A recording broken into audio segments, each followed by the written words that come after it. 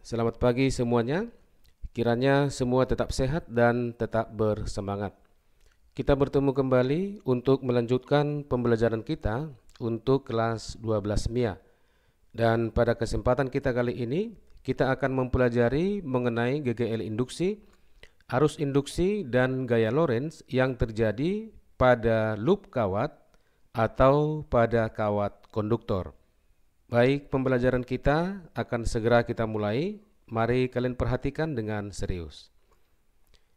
Kita akan awali pembahasan kita dari analisa GGL pada loop kawat. Untuk memahami GGL pada loop kawat ini, kita perhatikan terlebih dahulu dasar teorinya. Ada dua. Yang pertama adalah penyebab utama timbulnya GGL induksi adalah terjadinya perubahan fluks magnetik yang dilingkupi oleh suatu loop kawat. Dasar teori yang kedua, salah satu faktor penyebab timbulnya perubahan fluks magnetik dalam loop kawat adalah adanya perubahan luasan daerah medan magnetik. Baik, untuk memahami kedua dasar teori ini, mari kita perhatikan gambar yang berikut ini. Yang dimaksud dengan loop kawat adalah suatu rangkaian kawat dalam keadaan tertutup seperti ini. Kita misalkan bahwa kawat ini adalah berada di hadapan kita dan diletakkan secara vertikal.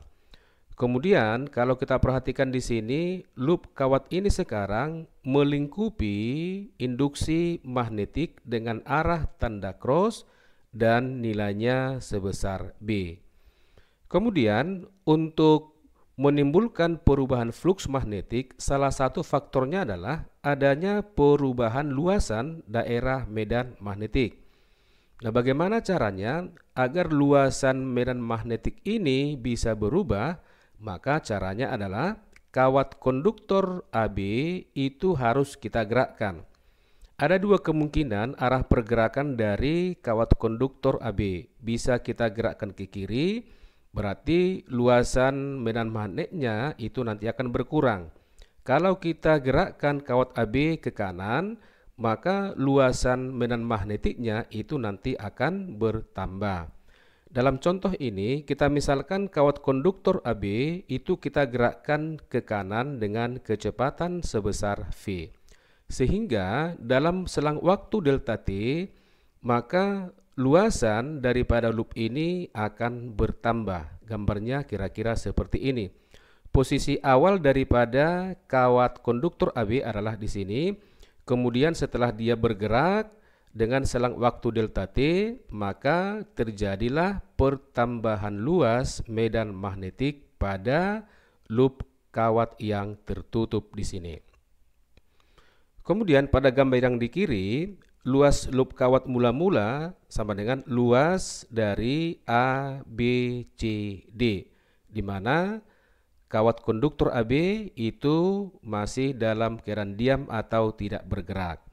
Selanjutnya, ketika kawat konduktor AB sudah bergerak, maka luas loop kawat akhir itu sama dengan luas A aksen, B aksen, C, dan D. Kemudian kita perhatikan di sini sebagai catatan, arah tanda cross induksi magnetik, yang ini tanda cross, itu artinya adalah menjauhi pengamat atau masuk bidang pengamatan. Untuk memahaminya, kita bayangkan sekarang bahwa kawat ini berada di hadapan kita dalam keadaan vertikal. Kemudian kawat konduktor AB ini juga berarti ditempelkan pada kawat ini dalam posisi vertikal. Sehingga kalau kita melihat tanda cross untuk arah medan magnet di sini, ini adalah menjauhi kita atau masuk bidang pengamatan kita. Nah, selanjutnya kita akan menurunkan persamaan GGL pada kawat konduktor AB. Kita perhatikan gambar yang berikut di sini, di mana kawat konduktor AB tadi sudah bergerak dalam waktu selang delta T. Yang pertama, kita perhatikan ketika dia sudah bergerak, maka posisi titik A sudah bergerak ke sini. Kita misalkan sebagai titik A aksen. Demikian juga dengan titik B awalnya di sini telah bergerak sampai di sini, katakan dia sebagai titik B aksen.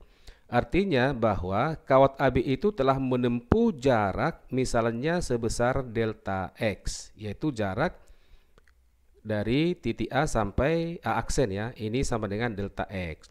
Di mana jarak yang ditempuh dalam selang waktu delta T itu adalah perkalian kecepatan terhadap selang waktu delta T. Selanjutnya kita misalkan panjang kawat AB itu sama dengan sepanjang L. Kemudian pertambahan luas delta A sama dengan A aksen, B aksen, dan B. Inilah pertambahan luas pada loop kawat ini.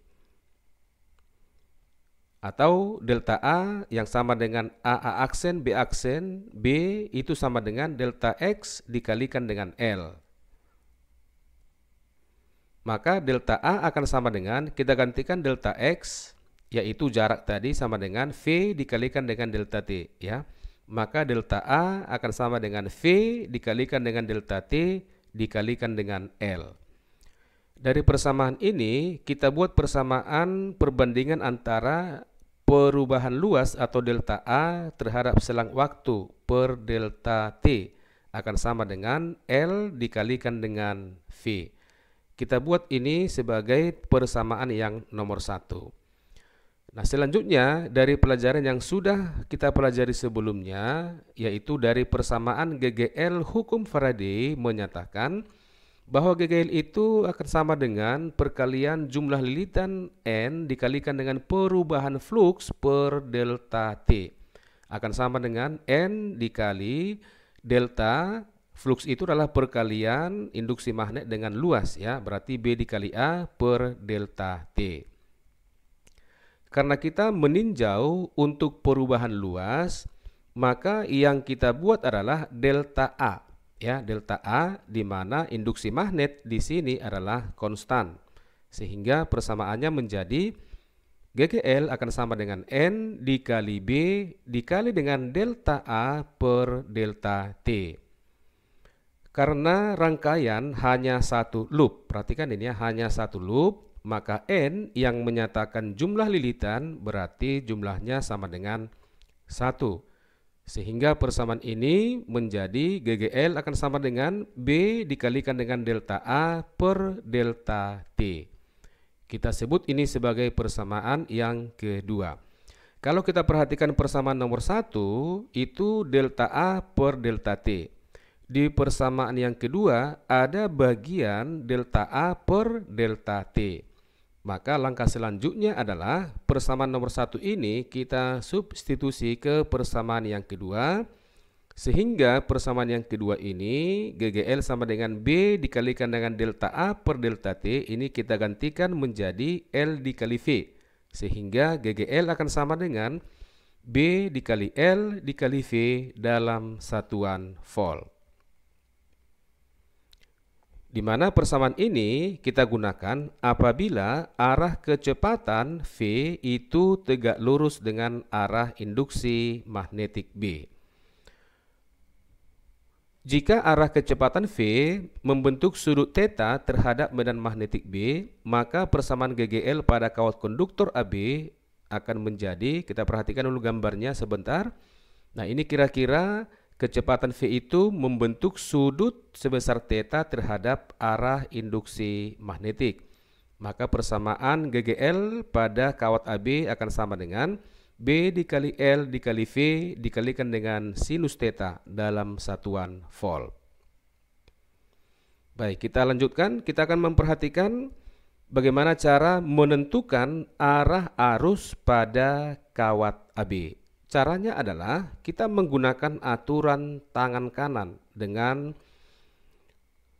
seperti ini. Kita perhatikan, ini adalah kalau kita buka telapak tangan kita, tangan kanan ya, maka arah dari ibu jari itu menyatakan arah dari kecepatan. Kemudian jari yang lainnya yang dirapatkan ini adalah menyatakan arah induksi magnetik. Kemudian arah telapak tangan vertikal ke atas itu adalah arah arus listrik. Biar lebih jelas kita tuliskan sebagai berikut. Ibu jari menyatakan kecepatan V. Kemudian keempat jari lainnya yang ini yang dirapatkan menyatakan arah medan magnetik B. Selanjutnya arah telapak tangan vertikal ke atas, ya, yang ini itu menyatakan arah arus listrik. Maka kalau kita buat gambarnya, ini telapak tangan kita sekarang, kita sesuaikan ya, kecepatannya ke kanan ini. Kemudian tanda cross itu tadi menjauhi kita, berarti B-nya adalah menjauhi kita arah ini. Maka arah arus ini sudah sangat jelas, ini arahnya adalah ke atas, ya, ini arahnya ke atas. Maka arah arus pada kawat AB itu adalah ke atas. Ini arah arus dengan besar I. Maka arah arus pada kawat AB bisa kita tuliskan adalah dari A ke titik B. Ini arah arus pada kawat AB. Nah, kita perhatikan A, B, C, D ini adalah merupakan suatu loop atau suatu rangkaian yang tertutup. Artinya arus yang mengalir pada kawat AB yang arahnya ke atas ini itu akan mengalir ke titik C, ke titik D, dan kembali ke titik A. Demikian seterusnya. Inilah arah putaran arus yang terjadi pada loop kawat AB, C, D. Kemudian kalau kita melihat arah arus di luar kawat, berarti di luar kawat AB. Yang mana itu? Yang ini. Ya. Maka arah arus itu adalah dari titik B ke titik A. Kemudian kita menentukan arus induksi pada hambatan R yang di sini. Itu memenuhi hukum Ohm, di mana arus itu adalah sebanding dengan tegangan atau beda potensial berbanding terbalik dengan hambatan R, di mana V di sini itu sama dengan GGL, ya. Maka arus pada hambatan R itu akan sama dengan GGL dibagi dengan hambatan dalam satuan ampere. Nah, kita juga bisa menentukan nanti daya pada hambatan R, ya. Daya itu disimbolkan dengan P, maka daya pada hambatan R itu akan sama dengan arus di pangkat 2 dikalikan dengan nilai hambatan R dalam satuan watt. Yang berikut adalah menentukan arah gaya Lorentz pada kawat AB. Kita menggunakan aturan tangan kanannya seperti ini. Ya, ini juga sudah pernah kita pelajari ketika kita membahas mengenai gaya Lorentz atau gaya magnet pada kawat yang berarus listrik, ya. Di mana ibu jari yang ini itu menyatakan arah arus, kemudian jari telunjuk itu menyatakan arah medan magnetik, dan jari tengah, perhatikan di sini, itu menyatakan arah gaya Lorentz. Maka kalau kita perhatikan gambar dari loop kawat yang tadi yang seperti ini, nah sekarang arah arus tadi sudah ke atas. Maka jika kita posisikan kaidah tangan kanan ini, ibu jari kita adalah menuju ke atas, kemudian jari telunjuk itu adalah menjauhi kita, ya. Kita sesuaikan dengan arah tanda induksi magnet, tanda cross. Maka arah gaya yang terjadi pada kawat ini adalah ke kiri, ya, ke kiri. Maka ini menyatakan arah gaya Lorentz yang bekerja pada kawat AB, yang besarnya sama dengan F. Gaya Lorentz itu yang besarnya sama dengan F bisa ditentukan dari persamaan B dikali I dikali L dikalikan dengan sinus theta dalam satuan Newton, di mana theta di sini adalah menyatakan arah arus listrik dengan arah medan magnetik. Kita perhatikan contoh soal yang berikut ini untuk memahami penjelasan yang sudah kita perhatikan tadi. Kita perhatikan contoh soal yang nomor 1. Sepotong kawat PQ panjangnya 50 cm digerakkan dengan arah tegak lurus medan magnet sebesar 80 mili Tesla dengan kecepatan 5 meter per sekon seperti gambar di bawah ini. Ini gambar soalnya. Kita perhatikan kawat konduktor PQ ya, yang memiliki panjang 50 cm, digerakkan ini ke kanan dengan kecepatan 5 meter per sekon dalam daerah medan magnetik B yang besarnya 80 mili Tesla. Kita perhatikan pertanyaan dari soal ini. Ada dua pertanyaannya. Bagian A adalah GGL induksi pada kawat PQ. Bagian B adalah arus pada hambatan R, di mana hambatannya sama dengan 2 ohm. Kita buat pembahasannya. Ini tadi gambar soalnya ya. Dari informasi soal tadi disebutkan bahwa panjang kawat PQ itu sama dengan 50 cm. Kita ubah ke dalam meter berarti 0,5 meter. Selanjutnya induksi magnetik B sama dengan 80 mili Tesla. Itu akan sama dengan 0,08 Tesla. Kecepatannya 5 meter per sekon. Nah, selanjutnya arah kecepatan itu katanya tadi dengan arah medan magnet tegak lurus, berarti tetanya sama dengan 90 derajat. Untuk menjawab pertanyaan bagian A, GGL induksi pada kawat PQ, kita pergunakan tadi persamaan untuk GGL dengan sudut yang tegak lurus ya. Berarti GGL akan sama dengan B dikali L dikalikan dengan V. Kita masukkan nilai-nilai yang sudah diketahui pada soalnya. Maka GGL akan sama dengan B sama dengan 0,08 dikali L 0,5 dikalikan dengan kecepatan 5 meter per sekon, maka nilai daripada GGL ini akan sama dengan 0,2 volt. Selanjutnya bagian B adalah menentukan arus pada hambatan R. Tadi sudah disebutkan arus pada hambatan R itu memenuhi hukum Ohm ya, di mana arus itu akan sama dengan GGL dibagikan dengan hambatan.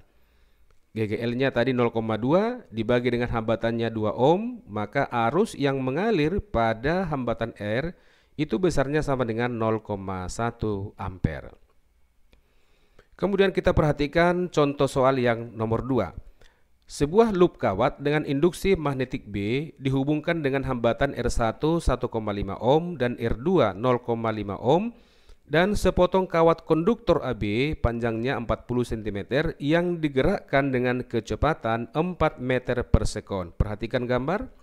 Ini gambar soalnya. Ini kawat konduktor AB ya, dihubungkan dengan dua hambatan, ada R1, ada R2. Kalau kita perhatikan hubungan antara R1 dan R2 ini adalah hubungan yang seri ya. Kalau hubungan yang seri berarti arus yang mengalir pada masing-masing hambatan ini adalah sama besar. Kita perhatikan apa yang ditanya. Jika arus pada R1 yang di sini adalah 0,2 ampere, tentukanlah bagian A besar induksi magnetik B. Bagian B gaya Lorentz pada kawat AB. Kita buat pembahasannya. Bagian A yaitu menentukan nilai induksi magnetik B. Nah, kita perhatikan di sini dikatakan bahwa arus yang mengalir pada R1 itu sama dengan 0,2 ampere. Artinya arus yang 0,2 ampere ini itu juga yang mengalir pada hambatan R2. Dan 0,2 ampere ini merupakan arus yang mengalir pada kawat AB yang arahnya dari titik A ke titik B. Maka arus pada R1 itu sama dengan arus pada R2 sama dengan arus pada kawat AB yang nilainya sama dengan 0,2 ampere. Kemudian I akan sama dengan GGL dibagi hambatan ya. Di mana GGL itu adalah perkalian induksi magnetik B dikali panjang kawat dikalikan dengan kecepatan dibagi dengan R. Perhatikan di sini ada dua hambatan yang dihubungkan secara seri. Maka hambatannya adalah kita jumlahkan ya. Maka R1 tambah R2 itu sama dengan 1,5. Yang ini ditambah dengan 0,5. Maka hambatan total atau R1 tambah R2 sama dengan 2 ohm. Dari persamaan ini kita bisa membuat persamaan menentukan induksi magnetik B. Maka induksi magnetik B itu akan sama dengan arus dikalikan dengan penjumlahan hambatan dibagi dengan L dikalikan dengan V. Kita masukkan arus yang sudah diketahui tadi 0,2 ya, R1 tambah R2 2 ohm, kemudian panjang kawatnya 40 cm atau 0,4 meter, kecepatan 4 meter per sekon. Maka B akan sama dengan 0,2 dikali 2 dibagi dengan 0,4 dikalikan dengan 4. 0,2 dikali 2 itu sama dengan 0,4. Berarti saling menghabiskan dengan 0,4 yang di bawah ini. Maka induksi magnetik itu akan sama dengan 1/4 yang sama dengan 0,25 Tesla. Kemudian untuk bagian B, menentukan gaya Lorentz pada kawat AB. Persamaannya tadi, gaya Lorentz F itu sama dengan B dikali I dikali L dikalikan dengan sinus theta. Dalam hal ini arusnya ya, arus I berarti kan ke atas ya, induksi magnet itu menjauhi kita ya. Maka sudut theta itu sama dengan 90 derajat. Maka F akan sama dengan B, kita masukkan tadi yang sudah kita cari 0,25 dikalikan dengan arus 0,2 dikali dengan panjang kawat AB 0,4 meter, maka besarnya gaya Lorentz yang bekerja pada kawat AB itu sama dengan 0,02 Newton. Demikianlah pembelajaran kita kali ini. Terima kasih atas perhatian kalian semua. Sampai bertemu pada pembelajaran selanjutnya. Selamat belajar buat kalian semua. Tetap semangat dan semoga sukses.